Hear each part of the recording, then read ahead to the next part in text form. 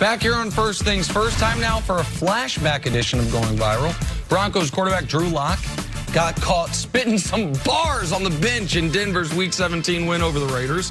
A local reporter got a chance to ask him about the viral video after the game. Check it out.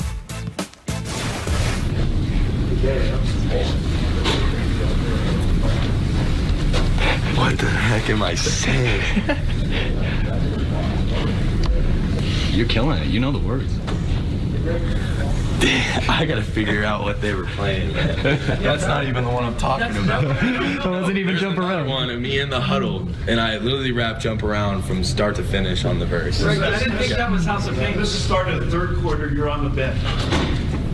Gosh dang it! I was spitting though. I mean, So Drew Lock, you should check out the video online where you can actually hear the music synced up with it. We don't have the rights for it, so we can't give you the full experience of it. But this is who he's always had a little extra swagger to him. He's from Kansas City, went to the University of Missouri. There's another great video of a fan one time after he scored a touchdown throwing a water bottle at him on the field, and he picks it up and drinks it. He's always got a little extra edge to him. I like him a lot. Yeah, he's a different type of dude, and the fact that he's played so well in his rookie year, got 4 wins, and already got John Elway pushing Joe Flacco out of the door, yeah, that's just another feather in his cap, the fact that he has an appreciation for young Jeezy. I feel like you can win with a quarterback like that. If I'm on that bench and I look down and see my young quarterback doing that, I'm saying, perfect. That's the attitude that we need to have to win a football game. Congrats, Drew. Keep putting on for your city, Drew Lock. We see you. Joe Flacco's going to hate Gen Z more than any human being. First, Lamar kicks him out. Now Drew Lock's rap himself kicks him out. The Cowboys reportedly finally moving on from Jason Garrett after he was head coach for 9 seasons. Move comes 5 days after Dallas unable to get in the playoffs and after Garrett met with Steven and Jerry Jones multiple times. Now the Cowboys have a couple critical offseason decisions in front of them. Brian, I'll start with you. Which offseason decision do you find more important?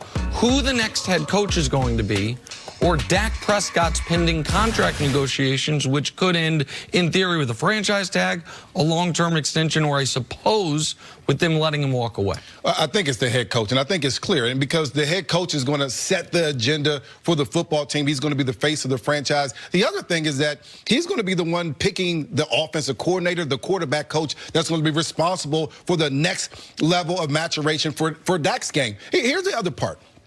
There's a chance that this offensive coordinator and head coach that come here and say, you know what, that doesn't fit what we want to do. He doesn't fit us as an offense. We need to go in a different direction. I remember when Andy Reid went to Kansas City, he brought in Alex Smith. He said, listen, we need to find a quarterback that's going to take care of the football, not make a bunch of mistakes. Then he said, I need a quarterback that's going to throw the ball down the field. I need someone that can take advantage of some of the things the defense may present. That's the same thing that may happen here in Dallas. Dak has played great in Dallas over these last couple of years, but the head coach may come in here and said, I don't think he fits my offense. I would be leery of that. Real quick, let me follow up.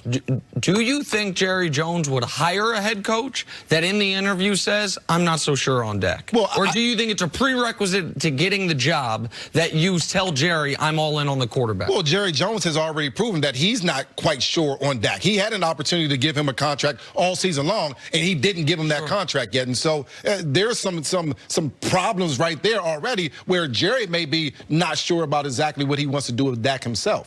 The 2 most important employees on a football club, coach, quarterback. I'm not overly concerned with Dak Prescott and getting him a new deal because Dak Prescott has already shown he's willing to play on a 1-year deal in a contract situation. I understand that there's some positioning and there's going to be some lobbying back and forth. I feel like that will all get worked out. And, of course, you can always dangle the franchise tag over Dak's head. But I think you have to focus on the head coach because after the way that this season ended for this team, with having this much talent on this roster and having the guys underachieve in this fashion for a team everybody thought was going to have championship aspirations to not make the playoffs, I think you have to look at trying to find a head coach that can get the most out of the talent that you already have on the roster, the guys that Jerry Jones has already paid. That's why I would prioritize this head coaching search over getting a deal worked out with Dak, knowing that you have more time to figure out the contractual situation for Dak Prescott. I think the head coach is much more urgent just because other teams are going through the head coach search right now,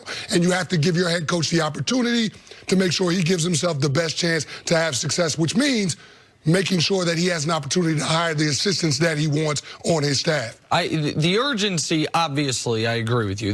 Dak can wait. Dak already waited all year. You can hit him with the franchise tag eventually, and you can wait on that. To me, the more critical decision, though, is about the quarterback. Because no matter what coach you hire, if he is saddled with a good but not great quarterback who is making great quarterback money, you can't win that way. We haven't seen it happen. There are not instances of it where it is overpaid, overpriced quarterback leads team to Super Bowl. People say, oh, what about Joe Flacco? He did that before he got his deal. He was in this year version of Dak Prescott. Oh, I'll play it out. I'll bet on myself. And not only did he get his team to the playoffs, he had 11 touchdowns, no picks on that playoff run. And then he got the deal that for a half-decade crippled the Baltimore Ravens, an organization that otherwise over the last 25 years, ever since they've gone to Baltimore, has been one of the standout organizations in football. I don't know that all the quarterbacks who have come through Detroit have been, or all the coaches, pardon me, that have come through Detroit have been bad coaches. In fact, I think Jim Caldwell is a very good coach. But you know what? You had a good quarterback making great quarterback money, and it crippled you. So I think you can win in this league with great coaching, good coaching, or average coaching. I don't think you can win consistently with bad coaching. I think we all agree with that. But you cannot win in this league if you pay the 12th best quarterback in football the second most money in football. So if it's the franchise tag they're going to hit him with, then I would say the more important thing is the head coach. But if the decision you are weighing is, do we give him $36 million a year, I don't care how good Sean McVay is. They are not going to be able to win the next few years because of Jared Goff's contract. And Sean McVay is awesome. The Cowboys would love to have Sean McVay, and I think he's proven that. So I understand the reasoning for saying coach, because coach affects both sides of the ball. Coach sets the agenda, all these things. And people can say, well, Belichick's going to be able to win once Brady's gone. Probably. But one of the reasons he's been able to win the way he has is not only because of Brady's exceptional level of play up until this season, but because Brady wasn't, except for once in his career, the highest paid player in the league. I think the Cowboys are going to put themselves in a bit of a trick bag with Dak's upcoming contract. The other thing that a coach is responsible for is getting the most out of your players. And that's one of the things that I think Jason Garrett failed at, getting the most out of his players. To be 8-8 with this roster of very good football players, that's disappointing. So when you talk about setting the agenda, that's one thing. That's trying to get the best out of Dak, that's another. But getting the best out of your football team, that's something that this coach has to find a way to be able to do. And he has to find a way to do it quickly, because the window for this football team is closing by the year. Yeah, and that's the one thing that you also want to find out, because you don't want to have a question mark at the head coach. If you bring in somebody that's had a resume, somebody that's had success in the NFL, then you're looking at it and saying, okay, hopefully this guy can put us in the best position to take advantage of all the talent on the roster.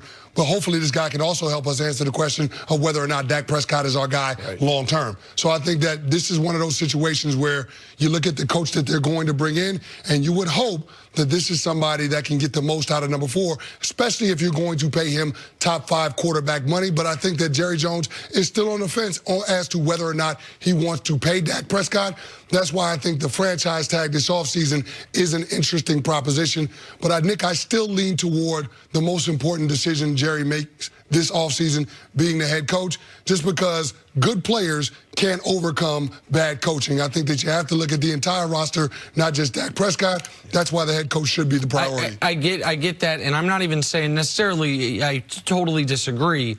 But my question would be, how many good players are you going to have to lose from your roster if you do give Dak $36 million a year? Will that head coach be playing with less of a full deck than Jason Garrett got to play with en route to 8-8? Coming up, would you rather have Ryan Tannehill or Tom Brady in Saturday's game?